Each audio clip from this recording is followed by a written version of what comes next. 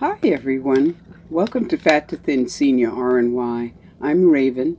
I was 76 years old when I got gastric bypass surgery on December 16th, 2019.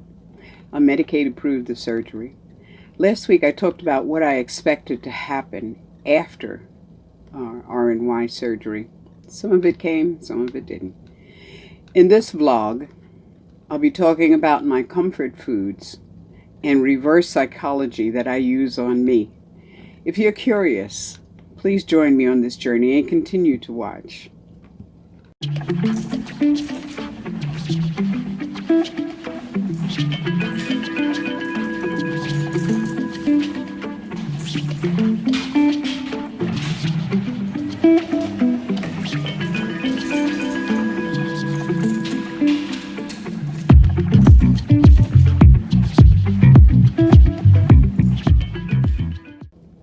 Last week I talked about what I expected to automatically happen after RNY surgery.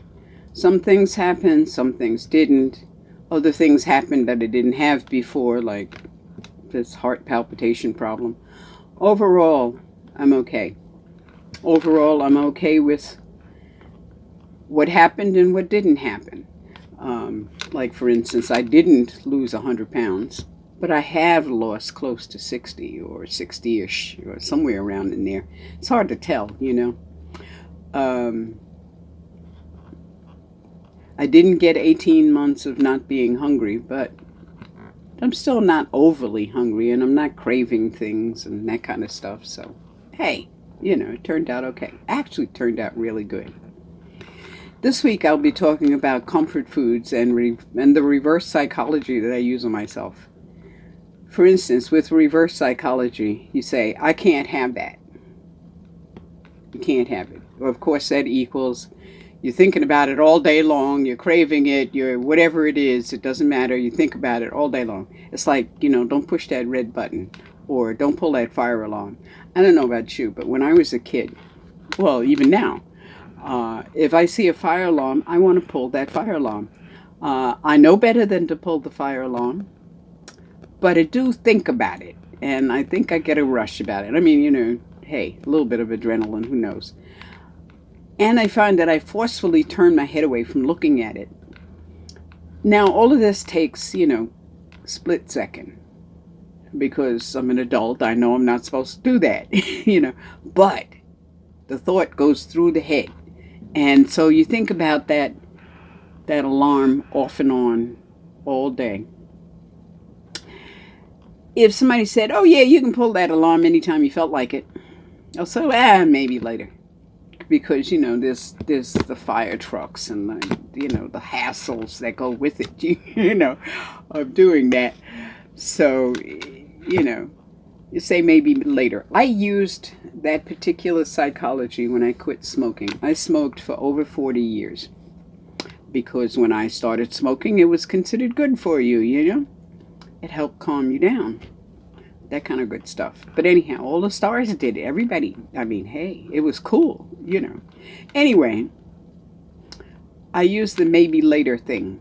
I had tried, I don't know how many times to quit smoking. I've tried using the gum and you know, all of that stuff. The stuff that you can buy from the stores.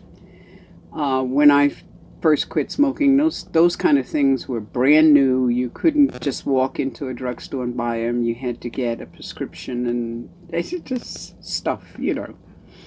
Anyhow, what I did was I joined a group online called QuitNet, QUIT.net. I don't even know if they're still around, but thank you, QuitNet. And they said they kind of put you through a self-test. Nobody else gets to see the test, you know, that kind of thing.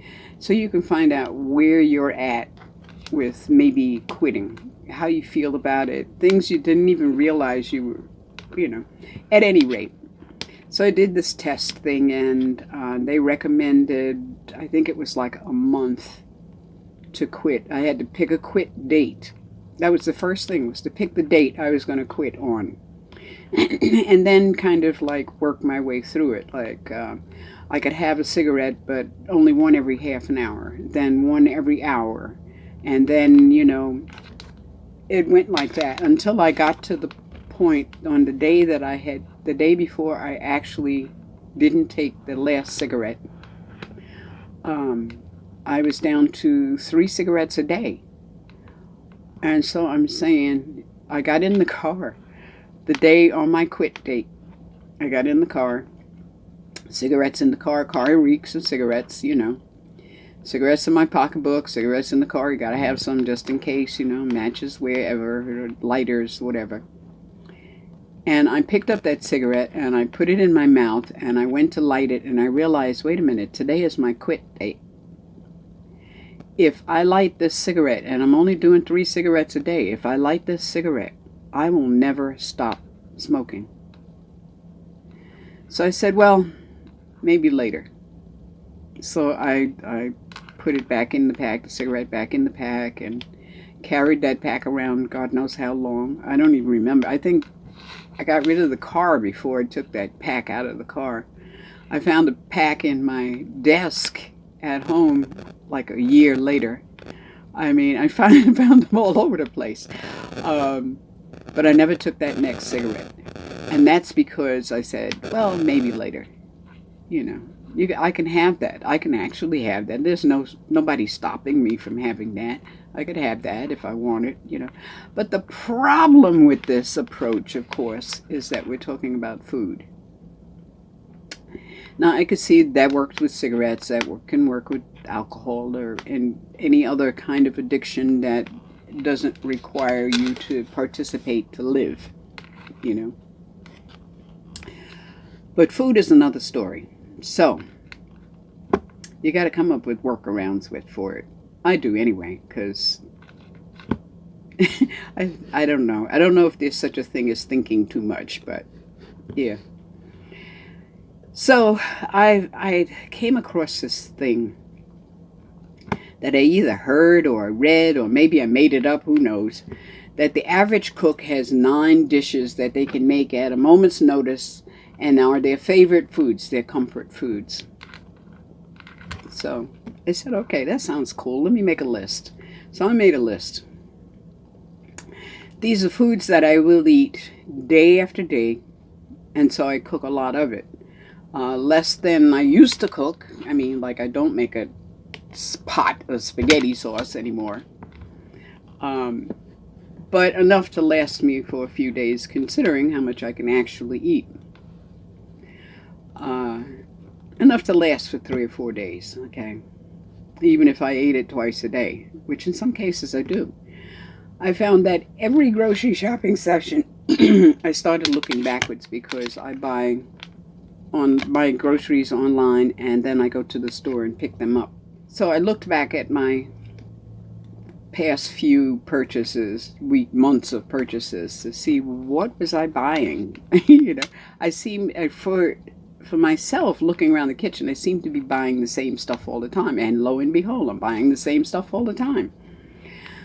And either, you know, I bought it to replace what I used or whatever. I do buy at least one thing that I've never done before, or chose before, or tasted before, whatever. Anyway, for these particular dishes, my comfort food dishes, I make one of these dishes per week because I cook for enough for 3 or 4 days, you know. And I still end up sometimes throwing out food because it goes bad, or, you know, 4 days was enough. It took me a week to come up with this list. And I only came up with 7 items. I couldn't come up with 9. Now, you know, I pride myself on being able to cook anything, you know. Of course, that's very conceited, but I can cook a lot of stuff. And I realized of the 7 things, they were very general, like soup. So, you know, you can make a lot of different kinds of things. So soup. I prefer beef stock, and then I make soup with whatever comes to hand. I have never, ever, ever made the same soup twice, and I think it would be impossible to do such a thing. So the soup is always interesting. You know, once or twice, well, this time, twice this year, I made a soup that was just horrendously terrible. But in general, I make a soup that is, you know, get down and dig your head into that one, because it's good. I make fried rice. Now, that's another one of those things that whatever is in the house, you know, I've made it with Spam, with shrimp, with chicken. I always use eggs, mixed vegetables, peas and carrots, bean sprouts, whatever's in the house, you know. So I can't say that this is all just one food, you know, on the list of 7. Tossed salads I treat the same way. I usually buy a pre-packaged salad from the supermarket, because it has lettuce and stuff in it. I can't buy a whole head of lettuce. It'd take me a month to eat that, you know. And so I get one of the round little packaged salads, and I just add stuff to it, you know, things like cherry tomatoes, which I always keep around because I eat them like grapes. Or grape tomatoes, I eat them like grapes. And what do you call it? Green peppers, things like that I have in the house all the time. So I'm forever throwing something different in the salad. Throw some corn if I got any left over in the fridge, or some beans, or whatever. You know, it's another one of those things. And it usually takes 2 or 3 days to eat that salad, you know, because it ends up in this huge pot, this huge bowl of salad, which the longer it sits, if you let a salad sit for a couple of hours, or even a day, the juices meld together and become absolutely incredible. You do not need any kind of dressing or anything. It's just the salad parts itself that are just terrific.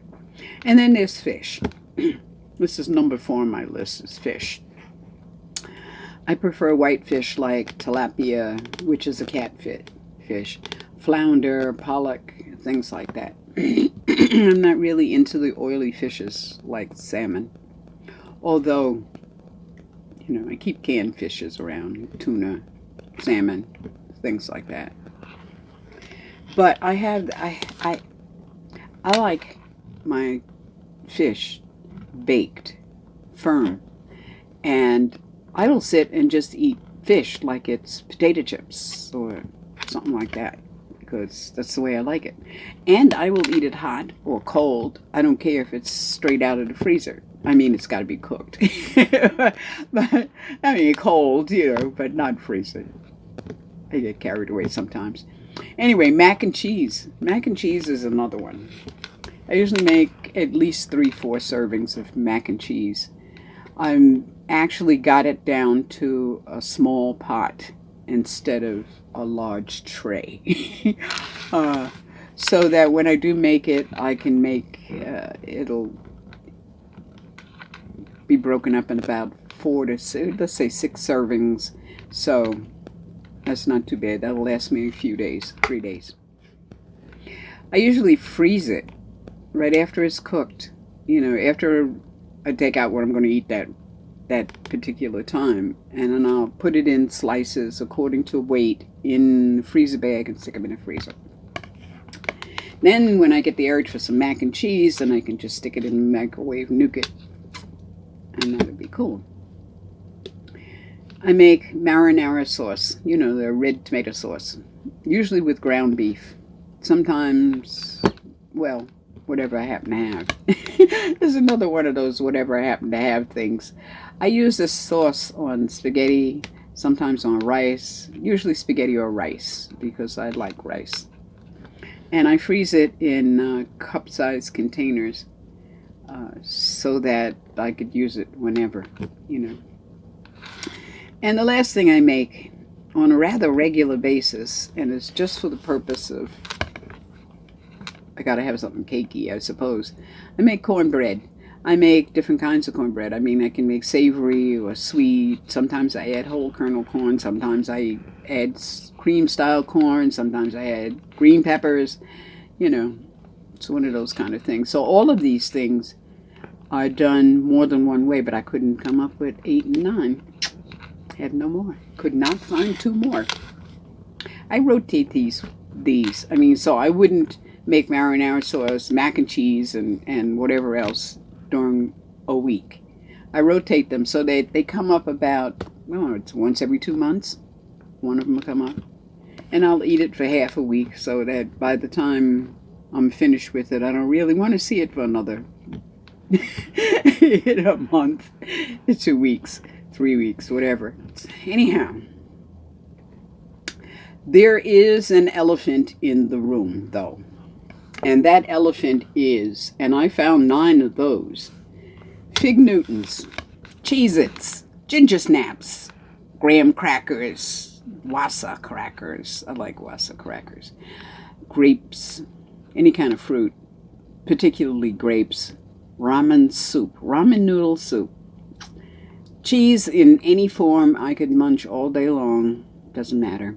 And ice cream, maybe. I'm not sure about ice cream, but let's put ice cream out there as extra something that shouldn't be there. So, yeah, I try. I get some, like for instance, I always have Wassa crackers in the house. That's W-A-S-A. S as in Sam, A. And they are very dry, hard crackers. So when you bite it, you don't bite into them, or crunch on the side, you know. And usually I will stick a slab of cheese on that and throw it in the microwave for 30 seconds and there's lunch, you know. But I could eat Wassa crackers. Of course, they would probably bind me up. Unbelievable, because they are really high in fiber. But grapes is another one. I could sit and eat grapes all. In fact, I don't even have to. Just walk by the counter, grab a handful of grapes, you know, and keep going. So the problem then is just don't have too many grapes in the house. And then when I run out, I say, oh my God, I gotta go to the store and get some grapes, you know, because I can't not have some fruit. Yeah. Amazing how the mind works, right? I do try when I go grocery shopping. I do try to get something that I've never done before. This last time I bought some tempeh. And it was surprisingly good. Now, I eat tofu. I used to make tofu years and years and years and years ago. And homemade tofu does not taste like store-bought tofu. But then it's like with cheese or cream or anything else that's like that doesn't have a whole lot of crap in it. It tasted bland, like soybeans, but then of course it's made with soybeans. Soybean does not have any flavor. It's just bleh. You know, it's just, it takes on the flavor of everything else, which is okay. And tofu is okay. I mean, I've used it in fried rice and other sort of things, and I eat it every now and then when I get the urge. But I had never bought tempeh. And I had been looking at it because they were talking about using it as a replacement for meat, and I have been thinking about replacing my meat. Mostly because I'm not really crazy about the way they kill these animals. So I'm having a hard time with the meat thingy. So I looked at tempeh. Let's get back to tempeh. And so I bought some. And they said boil it for 10 minutes in salt water before you do anything else with it. So I did. And then I sliced it up into 6. I took half of it and stuck it in the freezer in case I want to use it to start my own tempeh, because I was thinking about why buy it when I can make it myself. And so I looked at, I sliced it up into 6 sections, and I put each section into something different to marinate. I even put one of them with ketchup. Anyway, I took all of these slices the next day. They said you can marinate for 30 minutes and then cook it, if you use a marinade. Or you can crumble it up and use like ground beef or whatever. But anyhow, I left it in overnight, and I stuck it in the air fryer the next day. And I want you to know, these things were damn good. They were like chicken nugget kind of dipping kind of things, you know. They had the right kind of texture, the right kind of crunch, the right everything, you know. I think if they were breaded or something like that, they would be like chicken nuggets. The thing is, of course, is that they were made with soybeans, and soybeans have no flavor, you know. So I'm thinking I could use that other half and inoculate maybe some black beans, you know, some red kidney beans, some black-eyed peas, something with some flavor, you know, and see how that goes. They're very, very, very tasty when marinated. Absolutely. And it is an excellent meat substitute. And well, you can't really substitute meat. I mean, I think it's kind of strange that people try and substitute meat at all. If you're not going to eat meat, then why are you making a substitution for it? I'm thinking of making a substitution for the protein that I need, not for the meat itself. So I won't go out and buy veggie burgers and that kind of stuff, because I'm not looking for a burger, you know. At any rate, I'd be interested in seeing your lists, you know. What are your elephants? What are your 9, 7, whatever major go-to comfort foods? Okay, I told you last week that I finished the INCA Trail Marathon. It was a lot of fun. It was a lot of fun. I got the medal. It came in. This says, oh, that's backwards, huh? It says virtually anything's possible. And I think virtually anything is possible. This is a fabulous medal. Look at the size of this thing. Against my hand. It weighs, I forgot to put it on the scale, but I would say it weighs at least 3-4 ounces, maybe 5 ounces. It's very heavy, very intricate work on the back and on the front. On the front it says INCA Trail Virtual Marathon 26.2 miles. And the strap says virtually anything is possible, INCA Trail. And I believe it. And I have not put this around my neck. I just got it from the mail this morning. I then took it out of the package and showed all my neighbors, but I never put it around my neck. So here goes. There it goes. And it's way too long. But there it is. So anyway, so I got the medal. Yes, I have to look at my notes, you know. If I don't have notes, you'd be here for days, you know. I have started the Pan American Highway, like I told you. That goes from Alaska to Argentina.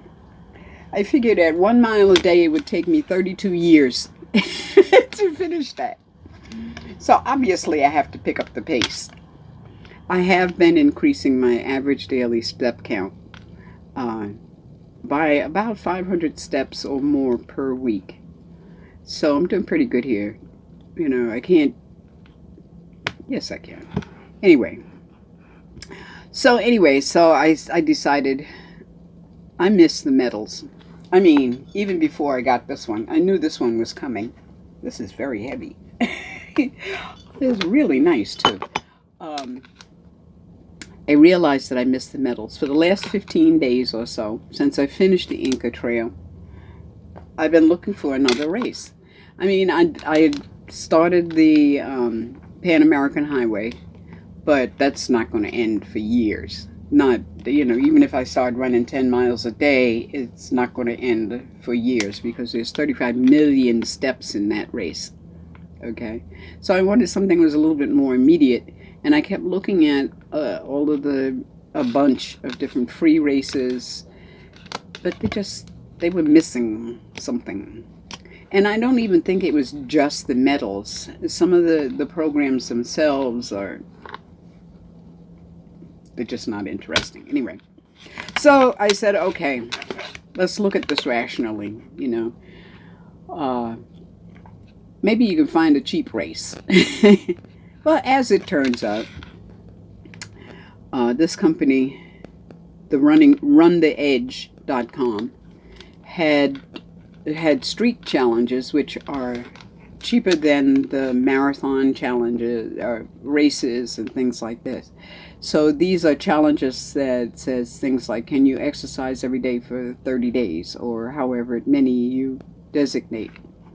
And you receive perks. You receive stickers during the race at different